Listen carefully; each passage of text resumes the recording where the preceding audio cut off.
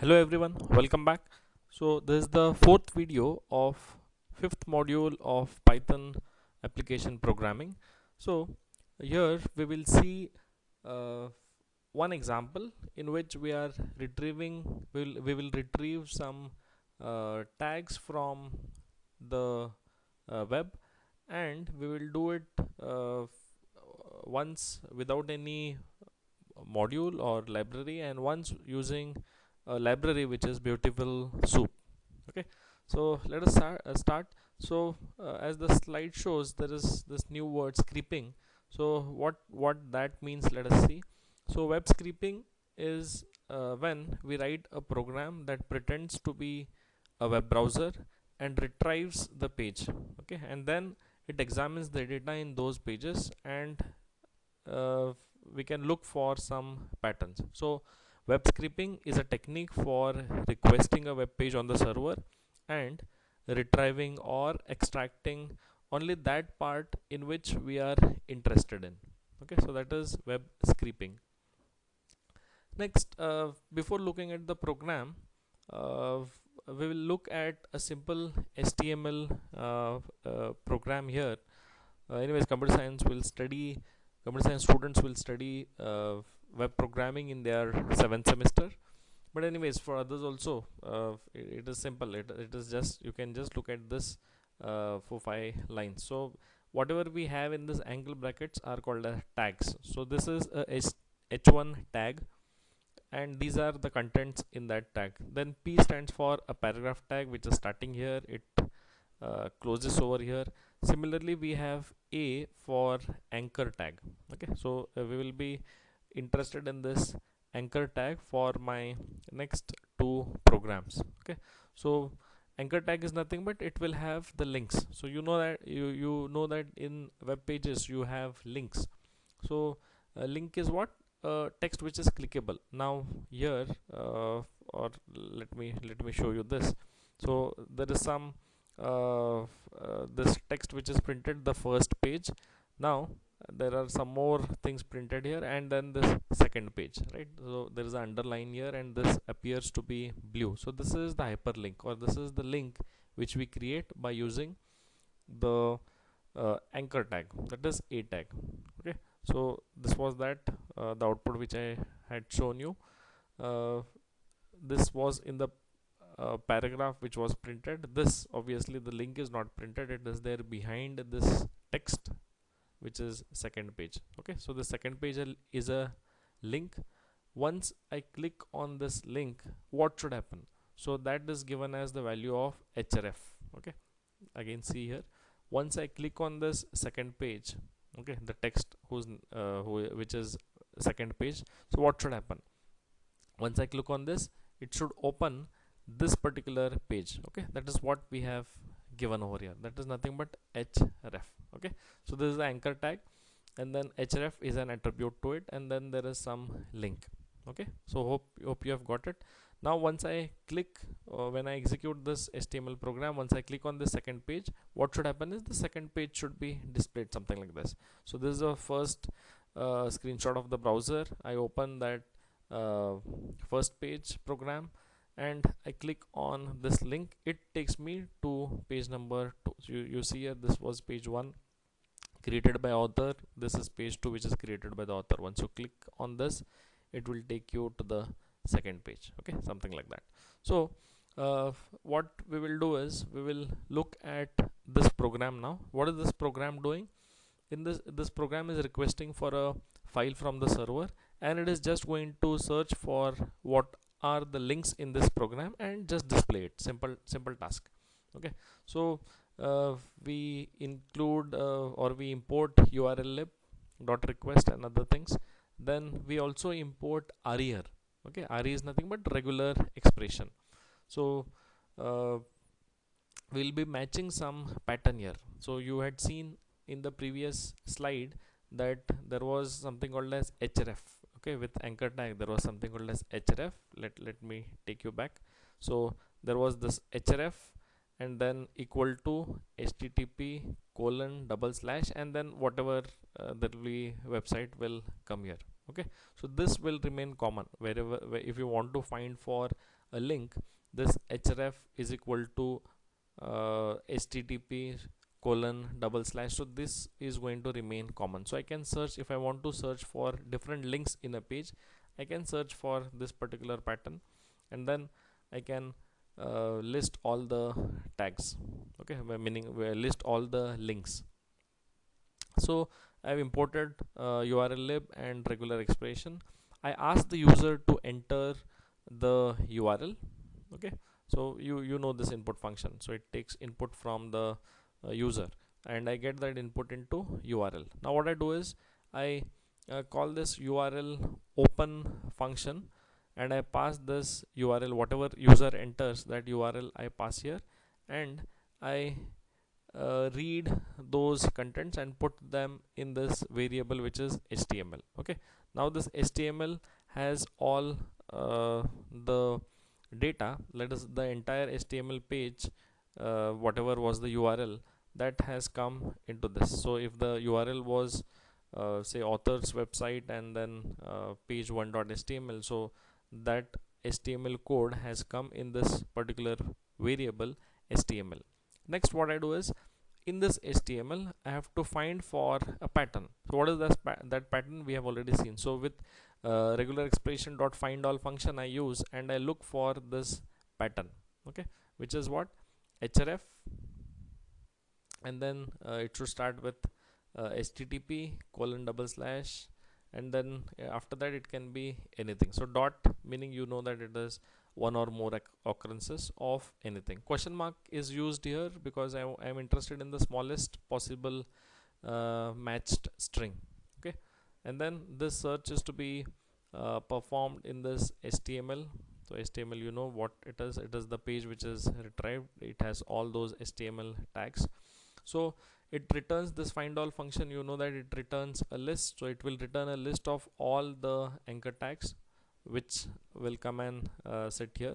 Now I can go on printing all those links. Okay, so I say for link in links, and then I go on printing the link. So you know that I have to decode and then print. Okay, here also while searching I did not decode it while searching, so instead I had used a letter B here, which was treat this as binary.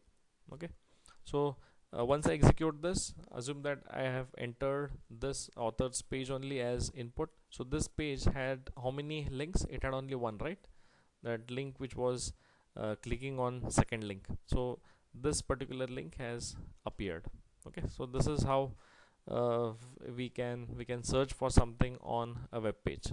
Okay, next, if you take a bigger example, like you have another url which is www.py4e.com/book.htm. so you take this, you can give this as input, or you see how this particular page looks like. So it has some contents, it has these links, all these blue color things are links. So you can give this only as the input to the previous program, and this will be the output. So you give that book.htm as the input, you get those tags, whatever are the anchor tags in that particular page, all will be listed over here.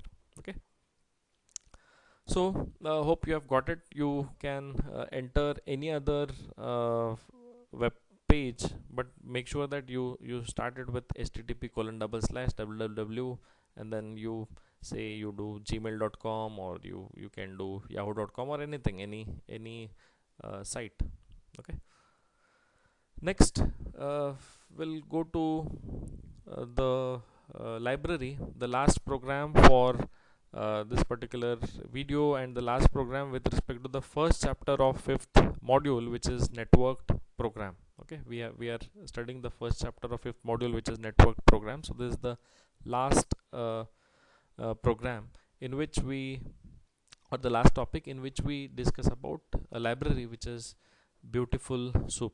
Okay, so actually there are number of Python libraries which can help you to parse HTML and extract the data from the pages. Okay, but as this BeautifulSoup is discussed in your text, so we'll just look at this BeautifulSoup, and not any other libraries. Okay, so what is Beautiful Soup? Beautiful Soup is a library in Python which is used for parsing. Okay, so for parsing I use this. The previous program also we did some parsing, but I had used regular expression. So usage of regular expression might sound a little tedious for a few, so I can use this Beautiful Soup library, okay, to make things easy. Okay, so using Beautiful Soup we can retrieve HTML tags easily from a document.